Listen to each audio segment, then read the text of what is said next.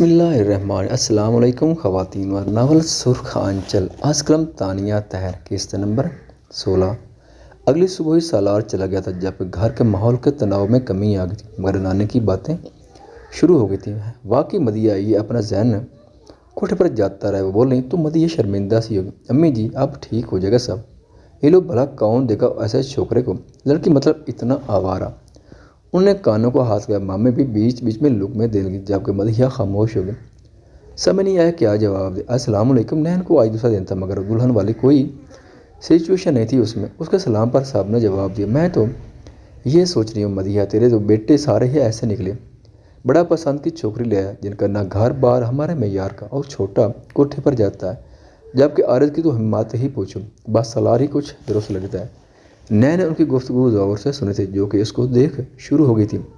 تبھی وہاں پر آیت بھی آ گئی جس نے بھی یہ سب سنا تھا۔ نانی اسے بہت غور سے دیکھ رہی تھی جبکہ وہ نگاہیں چرا رہی تھی۔ آپ کبیر کی نانی ہیں تو میری بھی نانی ہے، بس آپ کو یہ کہنا چاہوں گے معیار پیسے سے نہیں ہوتا، جو جتنی حیثیت رکھتا ہے وہ اتنا ہی کام کرتا ہے، اور غلطیاں تو سب سے ہی ہوتی ہیں۔ زینب بھی چھوٹی ہیں، ان کی غلطی کو گناہ نہیں کہا جا سکتا۔ نانی جان آپ بہتر سمجھتی ہیں، سنجیدگی سے جواب تھے وہ سب کو حیران کر گئی جبکہ آیت اور مدیحہ یہاں تک کہ تنزیلہ صوفیہ بھی اس کو حیران کن نظر سے دیکھ رہی تھی۔ آنٹی میں آپ کی کچھ مدد کروں؟ اس نے زیادہ نوٹس نہیں لیا اور مدیحہ سے پوچھا جو سر نفے میں ہلا گئی۔ نانی جان کی زبان تالوں سے لا گئی، ابھی تو تمہارا ہاتھ میٹھے بھی میں بھی نہیں ڈالا۔ مدیحہ نے کہا تو میں میٹھا بنا لیتی ہوں۔ نین بولی تو مدیحہ مسکرا دی، اے بہو یہ رسم پورے اعتبار سے ہوتی ہے، اس طرح نہیں ہوگا۔ یہ چھکری اور تو اس سے ایک ساتھ یہ رسم کرائی جائے گی، تو صبر رکھ۔ وہ بولی، چہرے پر ناگواری تھی۔ جی بہتر نین کا وہیں بیٹھ گئی جبکہ مامے کی خوبصورت ساز کے کان میں جاری تھی، بہت تیز ہے میری لڑکی، میں تو کہتی ہوں جلد ہی ایمن کی بات چلا لو۔ وہ بولیں تو انہوں نے سر ہلا دیا، مدیحہ رکھی سے ضروری بات کرنی ہے، فارغ ہو کر کمرے میں آ۔ وہ کہہ کر خالہ اور مامے کا سارا لے کر کمرے میں چلی گئی۔ بھابھی سکھ پر لگی آپ تو پریشے جو نانی سے چھپی ہوئی تھی اچانک سامنے اور بولی تو عید بھی ہنس دی، بری بات بیٹا ایسے نہیں بولتے بڑوں کے آگے۔ مدیحہ نے کہا سوری آنٹی، آئندہ خیال رکھوں گی۔ نین نے فوراً کہا تو وہ مسکرا کر اس کے سر پر ہاتھ رکھ کر چلی گئی جبکہ پیچھے سے پریشے اور عید دونوں ہنس دے۔ کیوں ہنسا جا رہا ہے؟ اچانک کبیر کی آواز پر سب کی ہنسی کو بریک لگی۔ نین نے کبیر کی طرف دیکھا جو اس کی جانب دیکھ کر مسکرایا تھا مگر نین نے مسکراس کی، وہ جگہ چھوڑ کر اٹھی۔ بیٹھ جاؤ، یہ میری جگہ نہیں ہے، کبیر نے کہا اور فرنٹ سیٹ پر بیٹھ گیا جبکہ اخبار منہ کے آگے کر لیا۔ بھابھی جان دیکھ رہی ہیں آپ اپنے شوہر کے کام، شادی کے تیسرے دن آفس جا رہے ہیں۔ پریشے کو کھلبلی ہوئی تو کیا وہ اچھی بات ہے کام پر جائیں؟ نین سمجھی نہیں۔ اف ہنی مون پر نہیں جانا، وہ آہستہ بولی۔ نین کا چہرہ سرخ ہوا جبکہ آیت نے اسے تھپڑ لگایا، تمہیں شرم بھی نہیں آتی، ایسی باتیں کرتی ہو؟ ہاں تم نے بھی تو جاننا ہے، اس نے آیت کا شانہ ہلایا۔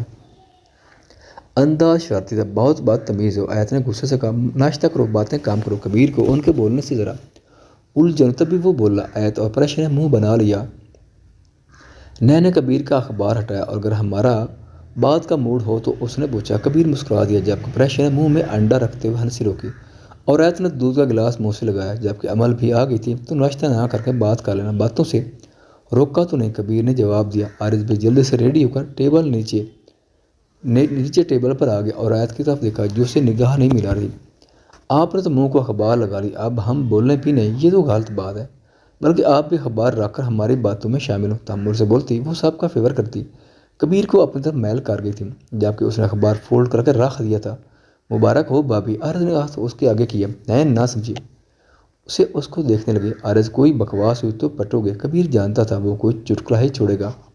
ارے اب کیا ڈر بڑے بھیا، بھابھی اس کے حکم پر آپ نے اخبار سائڈ پر رکھ دیا، وہ اخبار جو کہ آپ بابا کے ڈانٹنے پر بھی نہ چھوڑیں۔ تبدیلی تو آ گئی مگر آپ کی جرات کو سلام، اس نے کہا۔ تو نین ناشتہ کرنے لگی، وہ ان سب کی بانڈنگ سے کافی امپریس ہوئی، سب کے چہروں پر مسکان تھی۔ تمہیں جو فائل دی تھی وہ ریڈی کی؟ کبیر نے عارض سے پوچھا۔ جی کر لی۔ وہ دونوں آفس کی باتیں کرنے لگے جبکہ سب لڑکے کافی میں لگی ہوئی تھی۔ یہ پہلی بار تھا کہ وہ ناشتہ کرتے ہوئے بول رہا تھا اور اخبار نہیں پڑھ رہا تھا، یہ اس کے بیٹھے ہوئے سب لوگ اتنا ایزلی ناشتہ کے دوران بات چیت کر رہے تھے۔ سالار وہاں پہنچا، ذہن کو دیکھا اور اس کے پہلے تو اس نے گلے سے لگا لیا، ذہن بھی اس کے گلے لگ گیا تھا۔ فیملی میں رہنے والا وہ لڑکا تنہائی کو بہت زیادہ ہی محسوس کر رہا تھا اور سالار کا منتظر بھی تھا۔ اس کو دیکھ کر وہ رو دیا۔ سالار نے اس کو چپ کرایا اور اس کے بعد کھینچ کر مکہ اس کے منہ پر مارا۔ آہ بھیا، ذہن بیڈ پر جا کر گرا اور چلایا، سالے مجھے بتانے کی توفیق نہیں ہو تجھے، سلار نے اس کی کمر پر کئی مکے رکھے، زین پٹتا رہا اور پھر اس کا سانس پھول گیا تو اس کے ساتھ ہی لیٹ گیا۔ سوری بھیا، زین نے سلار کو دیکھا۔ چل اب کیا لڑکیوں کی طرح روئے جا رہا ہے، اسے بگڑے تیوروں میں کہا۔ زین مسکرا دیا۔ بیٹے باپ کو سنبھالنا ہے اب، اور تمہیں پتہ ہے مسٹر مرزا شکاری بنے تمہاری بوٹیاں نوچنے کو تیار ہیں۔ وہ اٹھا، زین بھی اٹھ گیا۔ مجھے پتہ ہے آپ بچا لیں گے، زین نے منہ بنا کر کمر سہلائی۔ ہیرو اپنی زندگی میں اپنے سٹینڈ لینا چاہیے، دوسروں کے گندوں کا سہارا نہیں لینا چاہیے۔ وہ بولا تو زین بھی اٹھ کر بیٹھ گیا۔ مر خاموش تھا۔ تمہارے یونیورسٹی کے پیپر ہونے والے ہیں، آگے کیا سوچا ہے؟ سالار نے پوچھا۔ سوچا تھا پولیس جوائن کروں گا، زین بولا۔ سالار نے سر لیا۔ میں پہلے کم ذلیل ہوتا ہوں مرزا سے جو تم نے بھی اپنی ٹانگیں توڑنے کا سوچا ہے، سالار بولا۔ جبکہ زین ہنس پڑا۔ یار بابا کیوں نہیں کہا جاتا آپ سے، کہتا تو ہوں ان کے سامنے، سالار بولا۔ تو زین کھل کر ہنسا۔ سالار بھی ہنس دیا۔ مگر میں نے طے کر لیا بھیا، زین بات سے دبا۔ گڈ، ڈٹے رہنا، باقی میں دیکھ لوں گا، وہ بولا تو زین مسکرا کر اٹھا اور خود بھی اٹھ گیا۔ آپ مجھے بتاؤ احتشام کہاں ہے، کون ہے؟ سالار نے جانا چاہا۔ میں نہیں جانتا، وہ بس ہمارے گروہ میں شامل ہو گیا اور ہماری دوستی ہو گئی۔ تمہاری یہ سب کی؟ سالار نے سوال کیا۔ میری، زین بولا۔ چلو اٹھاؤ سامان، تو ایسے لائے تھے جیسے واپس نہیں آنے گئے تھے، اس نے گور کر کہا اور خود گاگلز لگاتا باہر نکل گیا۔ بارش تیز ہو رہی تھی، اس پر کئی لوگوں کی نظریں اٹھیں اور وہ گاڑی میں سوار ہو گئے۔ چند گھنٹوں میں وہ اسلام آباد کا سفر طے کر واپس اپنے شہر آ گئے تھے۔ گھر نہیں جانا، زین بولا۔ پہلے شام کو دیکھنا ہے مجھے، وہ بولا، اور زین ایک بار اس کے گھر کی طرف گیا تھا۔ اسے وہی راستہ یاد تھا، تبھی اس نے اسے وہ راستہ بتایا، مگر وہ وہاں جا کر علم ہوا کہ وہ تو یہاں کرایہ دار تھے۔ کوٹھے کے بارے میں جانتے ہو؟ سالار کے سوال پر زین نے حیرانی سے دیکھا۔ جواب دو۔ سالار سنجیدہ تھا اور زین اسے ایڈریس بتانے لگا۔ اس علاقے میں آ کر وہ گاڑی سے باہر نکلے تو کون تھا جو انہیں نہیں دیکھ رہا تھا؟ زین نے اسے ایک بنگلے میں لیا جہاں بازار گرم تھا۔ وہ سب کو اگنور کرتا آگے چل رہا تھا جبکہ زین بھی اس کے پیچھے تھا۔ دونوں اتنے ہینڈسم لگ رہے تھے کہ وہاں کھڑی لڑکیاں ان کے قریب آنے کے لیے مچلنے لگیں۔ سالار ایک بڑے سے ہال میں پہنچ گیا۔ یہاں جوتی لانا منع۔ ایک آدمی سامنے ہے جس نے اپنا حلیہ عورتوں والا کیا ہوتا، اٹھلا کر بولا۔ احتشام رہتا ہے یہاں؟ سالار نے سنجیدگی سے کہا۔ ہاں یہیں رہتا ہے، وہ آدمی بولا۔ لڑکیوں کی چہل پہل بھرنے لگی اور سینا اور سنیتا بائی اپنے بھاری وجود سے اس حال میں آ گئی جہاں روز ناچنا گانا ہوتا تھا۔ بلا اسے، سالار نے کہا۔ یہاں لوگ عورتوں کو بلاتے ہیں، بہت تم عجیب مرد کو بلا رہے ہو۔ سنیتا بائی اپنے تخت پر بیٹھتی پان منہ میں ڈالتی بولی۔ سالار نے ایک نظر زین کو دیکھا جو چپ چاپ کھڑا تھا، مگر چہرے پر کوئی ڈر خوف نہیں تھا۔ سالار مسکرا دیا۔ ایکچولی یہاں کی عورتیں میں بات نہیں کوئی، اس نے مسکرا کر اشارے اچکائے۔ بھیا یہ فری ہونے کا کیا مقصد ہے؟ زین نے اس کے کان میں گھس کر سوال کیا۔ میری جان، تھوڑا مزہ بھی مجھے بھی کرنے دو، اور خبردار جو کسی کے آگے بکواس کی۔ وہ آنکھیں نکالتا بولا۔ زین نفی میں سر ہلا کر دور ہو گیا۔ ارے تو بتا نا باؤ، تجھے کیسی عورت چاہیے؟ ایک سے بڑھ کر ایک ہے۔ اف، سالار نے گہری سانس کھینچی۔ وہ کافی چیپ تھی، دل اچار سا ہو گیا اس کا، اور اتنی دیر میں احتشام آ گیا۔ سالار نے احتشام کو دیکھا جو کہ زین کو دیکھ کر ایک دم وہاں سے بھاگنے لگا تھا، مگر سالار نے اسے آگے بڑھ کر جکڑ لی۔ احتشام مدد کو چلانے لگا۔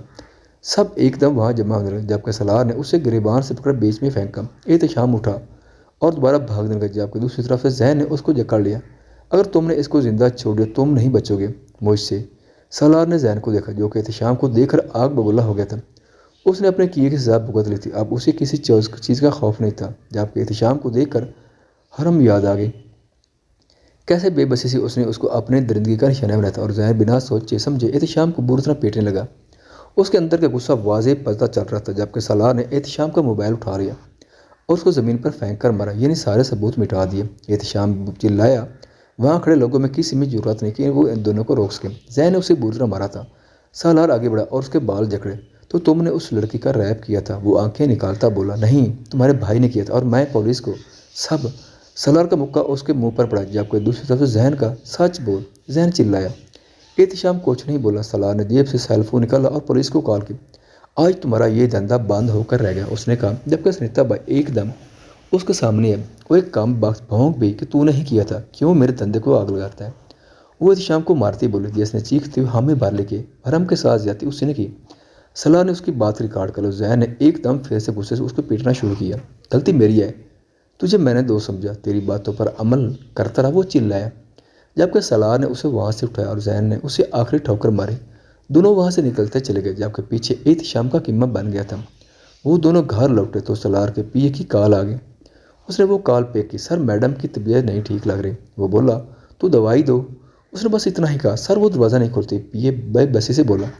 سالار نے ذہن کو اندر جاننے کا اشارہ جس نے نفی کی۔ بابا اور بڑے بھیا گھور کر کے مار دے گے وہ۔ تو سالار کو فون بند کرنا پڑا، اس کے ساتھ اندر آیا۔ ان دونوں کے اندر داخل تو مدی ہے تو ایسے ذہن سے جیسے وہ حج کر کے آیا